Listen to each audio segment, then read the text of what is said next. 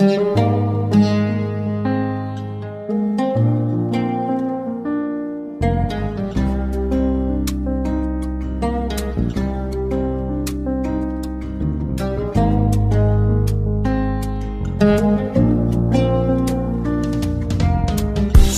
gönlümün yavru vatanı darsa bana, sen gül ol.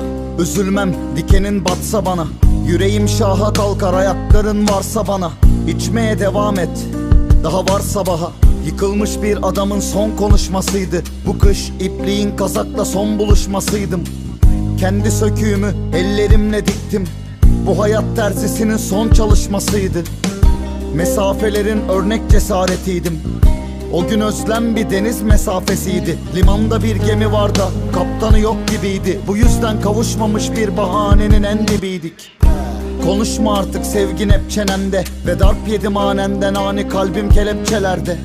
Aşka meyilim meftah, el etme derde. Artık umut gölge bekleyen menekşelerde. Her yanlışım kendime, zararım çok oldu. Gideli çok oldun, çok seviyorum şok oldum. Senden sonra gelen her fani çöp oldu. Az severdim ama gittin gideli çok oldu. Eminim sen de bunu duyunca şok oldun. Şimdi de ben haddimden çok oldum. Acıyı unutan gözlerim dolalı çok oldu. Özlediğimi hatırladım, gözlerim çok doldu. Garipsiyor hüznümü tanıdığım tüm banklar. Arada sırada dön de çöplüğünü yokla. Derin bir okyanus sabahı, karaya çok var. Doğru değil, araya geçmişimi sokman. Ellerinde dert var, havada kara bulutlar. Bir aydır 4 metrekare odamda umutla yaşıyorum, ama dağılmıyor bulutlar. İşte tam bu yüzden kahpeliğini unutmam ve sınama beni. Çok oldu öleli tenim, telefonumda cevapsız bir çağrı. Arama beni, içimden aldığını geri ver. Canım o benim, nefret ediyorum ve yolda görsen tanıma beni. Darlama, sevdin ama gelmediysen ağlama. Ayrılığı geçmişimin karanlığına bağlama. Yazık edersin, zaten taştın daha kaynama. Sevdin ama dönmediysen ağlama. Her yanlışım kendime, zararım çok oldu. Gideli çok oldun, çok seviyorum şok oldum. Senden sonra gelen her fani çöp oldu. Az severdim ama gittin gideli çok oldu.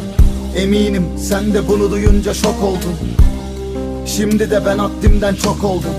Acıyı unutan gözlerim dolalı çok oldu. Özlediğimi hatırladım, gözlerim çok doldu. Her yanlışım kendime, zararım çok oldu. Gideli çok oldun, çok seviyorum şok oldum. Senden sonra gelen her fani çöp oldu. Az severdim ama gittin gideli çok oldu. Eminim sen de bunu duyunca şok oldun. Şimdi de ben haddimden çok oldum. Acıyı unutan gözlerim dolalı çok oldu. Özlediğimi hatırladım, gözlerim çok doldu.